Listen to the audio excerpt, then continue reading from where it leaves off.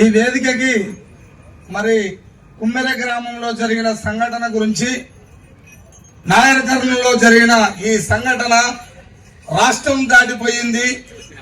దేశవ్యాప్తంగా తెలిసినా ఈ రాష్ట్రం ఏమీ చేయలేని వ్యవస్థలో ఉందని నిరూపణ చేసుకుంది తెలంగాణ రాష్ట్రంలో.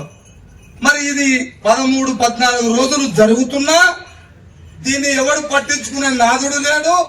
రెండోది ఏంటి అనంటే, తెలంగాణ రాష్ట్రంలో ఒక మనిషిగా ఈ భూమి మీద పుట్టినా ఆ మనిషికి ఏదైనా అన్యాయం జరిగితే ఆ అన్యాయం పట్ల ఎవరైతే నిలబడి మాట్లాడతారో అది నచ్చదట. మరి ఎవరు ఆ విధంగా నిలబడి ఎవరైతే మాట్లాడతారో వాళ్ళ స్వార్థం కోసం మాట్లాడుతుర్రు, వాళ్ళ స్వార్థ ప్రయోజనాల కోసము, వాళ్ళ రాజకీయాల కోసం మాట్లాడుతున్నారని కొంతమంది దొంగలు విధవలు మాట్లాడుతున్నారు. నేను అది వింటున్నా, చూస్తున్నా. కాబట్టి అంటే మా తరపున మాట్లాడే మనిషి ఎవరు ఉండకూడదు అంటున్నా. అంటే బీసీలకు జరిగినప్పుడు బీసీలే మాట్లాడాలి, ఎస్టీలకు జరిగినప్పుడు ఎస్టీలే మాట్లాడాలి, ఎస్టీలకు జరిగితే ఎస్టీలే మాట్లాడాలి. అంటే ఎవరికి వారు అంటే ఈ దేశం ఎందుకు, ఈ రాష్ట్రం ఎందుకు? మరి చెప్పండి. ప్రతి ఒక్కదానికి మాట్లాడగానే కాదు, మాట్లాడిన ప్రతి మాటకు జవాబు చెప్పేవాడైతేనే మాట్లాడాలి.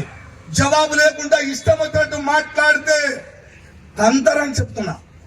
ఒక్కొక్క నా గదలకు అర్థం ఉండాలరా. భూమి మీదకి మనుషులుగా వచ్చినాం. చిన్నారి పాప పసికందు 2 నెలల పాప ప్రారంభమైందని వివిధ పార్టీలు, రాజకీయాలు, సంఘాలు నోరెత్తి మొత్తుకొని సస్తుంటే మనకు ఒక వ్యవస్థ తలగబడి ఇప్పటి వరకు న్యాయం చేయలేకపోయింది. ఇది రాష్ట్రం అంటారా? దీన్ని అంటారా? వాళ్ళు నిజంగా గుండెనే చేసుకొని చెప్పవాలి. ఇది నిజంగానే రాష్ట్రం రా, మీ మనసు పుట్టిన చెప్పాలంటే ఎవరు చెప్తారో? చేసేవాడిని నిందిస్తారా నాయన? ఈ రాష్ట్రంలో ఎవరైనా ఒకరు ఉన్నారా? డాక్టర్ విశారదన్ మహారాజ్ గారు అంచెలంచెలుగా తనకు తోసింది ఈ రాష్ట్రం నాశనం అయిపోతుందా, ఈ దేశం ఎడిపోతుందని తను అనుకోని ఒక ఆలోచన విధానంతో మహనీయుల చరిత్రను పట్టుకొని రాజకీయమే ప్రధానం, రాజకీయం చేస్తేనే ఈ సప్పండ కులాల సమస్యలు పోతాయని చిలుకకు చెప్పినట్టు తను మొత్తుకొని 5,000-10,000 కిలోమీటర్లన్నా ఈ రాష్ట్రానికి మనకు అర్థం కాకపోయింది. అది ఒకటైతే ఎక్కడ సమస్య జరిగితే అక్కడ ఒకడే పోయి నిలబడి మాట్లాడితే ఈ దొంగలేమో మళ్ళీ ఎదురుంగొచ్చి ఆయన స్వార్థం, ఈయన స్వార్థం. ఎవరి స్వార్థం ఇది? ఏదో నిజమేందో చెప్పండి. అందుకనే ఇక్కడ నాకు అర్థమైంది చెప్తున్నా.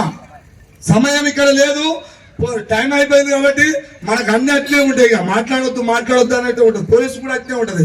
ఇది కూర్చొని మాట్లాడుకుంటాం, బాంబులు తీరా, కత్తులు తీరా. మేము కానీ ఈ యొక్క అవకాశం ఇచ్చినందుకు ప్రత్యేకంగా ధన్యవాదాలు తెలియజేస్తూ ముగిస్తున్నాం.